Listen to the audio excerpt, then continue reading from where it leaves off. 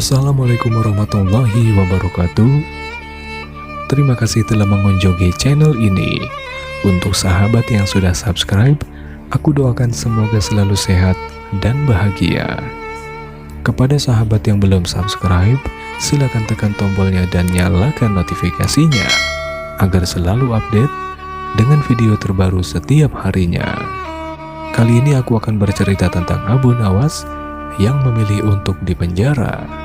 Ada apa dengan Abu Nawas sehingga memilih dipenjara oleh sang raja? Sikap Abu Nawas dalam cerita ini lain dari biasanya. Jika di setiap Abu Nawas mendapatkan tantangan dari baginda raja, ia selalu berusaha agar lepas dari hukuman. Karena ide konyolnya itulah, Abu Nawas selalu membuat baginda raja menyerah.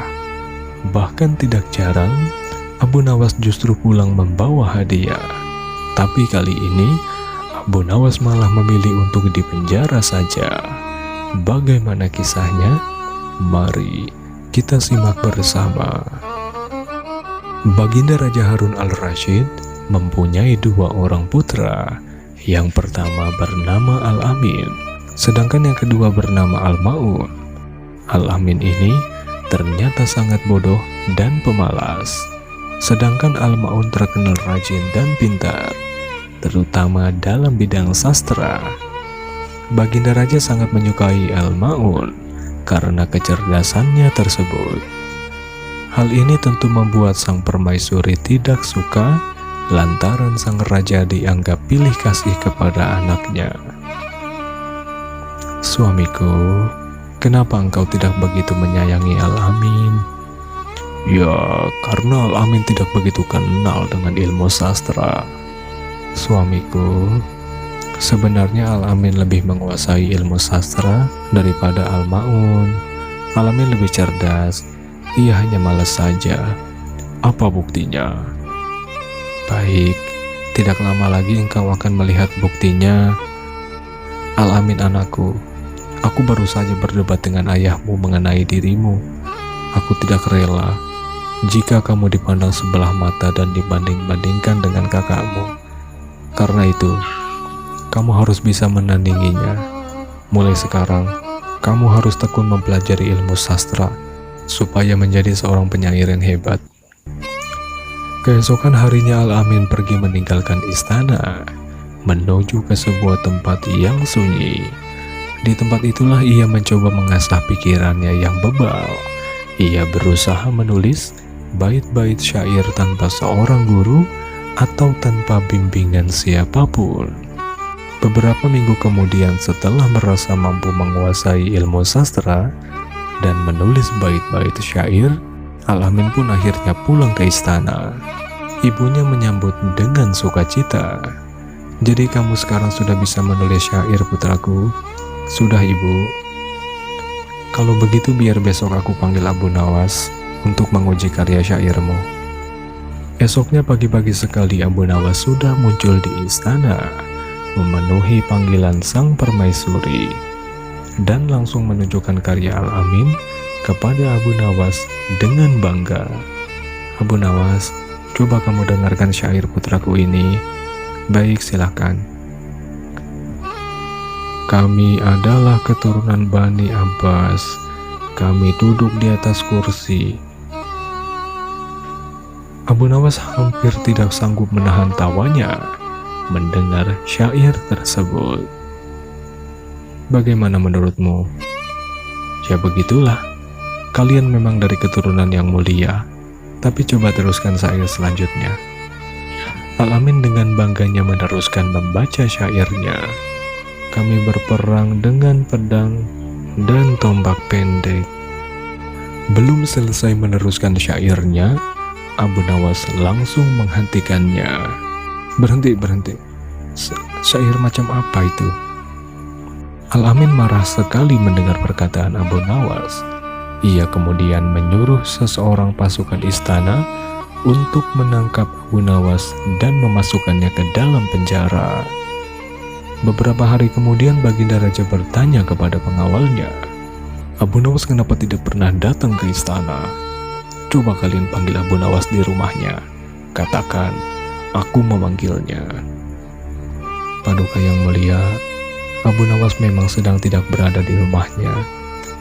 Memangnya Abu Nawas pergi kemana? Dia tidak pergi kemana-mana, Paduka yang mulia, tapi dia sedang berada di dalam penjara. Apa sebabnya dia di penjara? Abu Nawas dianggap telah menghina syair yang dibuat oleh Al-Amin putra Baginda. Mendengar penjelasan pengawalnya itu, kemudian Baginda Raja memanggil putranya yang bernama Al-Amin. Putraku, kenapa kamu memenjarakan Abu Nawas? Begini ayahanda, Abu Nawas telah berani menghina dan mengejek karya syairku. Ya, tentu saja. Karena syairmu itu jelek. Abu Nawas itu seorang penyair hebat, jadi bisa menilai mana syair yang bagus dan tidak. Lagi pula apa yang ia katakan itu, jangan kamu anggap sebagai ejekan, melainkan sebuah kritikan yang harus kamu terima dengan lapang dada. Baiklah kalau begitu, beri aku kesempatan untuk perbaiki syairku, kata Al-Amin sambil beranjak pergi. Untuk kedua kalinya Al-Amin pergi ke tempat yang sepi untuk mengasah pikiran dan mendalami ilmu sastra agar bisa menulis syair yang benar-benar bagus, tidak seperti sebelumnya. Beberapa hari kemudian ia pun pulang ke istana. Esoknya, pagi-pagi sekali Baginda Raja Harun al-Rashid, Abu Nawas, dan beberapa penyair kondang sudah berada di istana. Rupanya pertemuan itu sudah diatur oleh sang permaisuri. Beliau ingin mereka mendengarkan syair karya putranya yang baru saja pulang mendalami ilmu sastra. Mari kita dengarkan syair karya putraku Al-Amin ini. Baik, silahkan. Tentang duduk yang bersimpuh, rasanya tidak ada yang setolol kamu.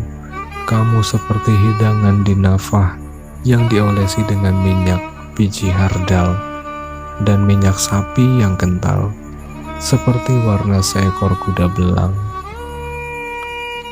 Setelah selesai membaca syairnya, sang permaisuri bertanya kepada beberapa orang penyair yang ikut mendengarkan, bagaimana menurut kalian?